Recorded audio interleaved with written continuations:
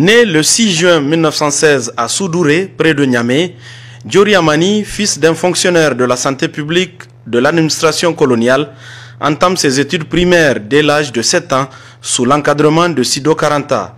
Il enchaîna ensuite avec des études à l'école primaire supérieure de Niamey de 1929 à 1930 avant d'être reçu au concours d'entrée à l'école normale fédérale de Gorée au Sénégal, plus connue sous le nom d'école normale d'instituteur William Ponty. Diori Amani fréquenta cette école de 1931 à 1932, nouant déjà de très fortes relations d'amitié et de camaraderie avec d'autres futurs dirigeants de la région, tels que le Malien de l'ancien Soudan français, Modibo Keïta, et le Béninois Hubert Maga, qu'il a connu un an plus tôt lors de sa première année de normalien passé au Dahomey. Sorti de William Ponty avec son diplôme d'instituteur du cadre commun de l'Afrique occidentale française, AOF, Diori Amani entama une carrière d'éducateur qui dura une dizaine d'années. Instituteur, il a servi à Filengue, à Zender et à Niamey, où il donna son nom à une école. Cette carrière le conduisit ensuite à Paris, où il fut, de 1936 à 1938, instructeur de langue Hausa et Zarma à l'Institut des études d'outre-mer. À Paris, où il intégra le milieu activiste des jeunes intellectuels africains, il apporta sa contribution à la lutte pour l'affirmation de l'identité noire et glissa, comme la plupart de ses camarades de l'époque, sur le terrain politique. Dès 1946, il fit partie des fondateurs du Parti progressiste nigérien PPN, branche du Rassemblement démocratique africain RDA.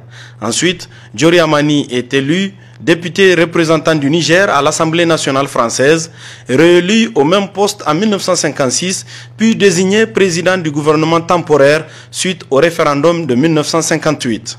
Premier ministre pendant le règne du parti unique PPN-RDA en 1959, il est coopté par l'Assemblée nationale que présidait Boubou Hama pour occuper la présidence de la Jeune République à la faveur de la proclamation de l'indépendance le 3 août 1960. Ce mercredi 3 août 1960, je proclame solennellement l'indépendance du Niger. Parti de rien, il dota très vite le Niger d'une économie moderne tournée vers les sociétés de production. À l'extérieur aussi, Diori Amani jouissait du respect de ses pairs d'Afrique pour son rôle de porte-parole des affaires africaines et arbitre populaire dans les conflits impliquant d'autres nations africaines. Diori Amani est réélu à la présidence de la République à 2 reprises, en 1965 et 1970, avant d'être déchu de ses fonctions.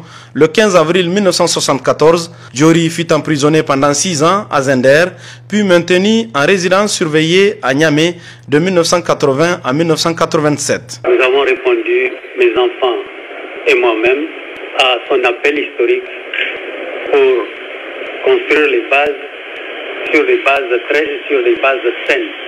À mon âge, je n'ai aucune ambition politique, mais dans la mesure où mon avis est sollicité, je donnerai volontiers mon point de vue sur certains problèmes de la nation, des problèmes mondiaux.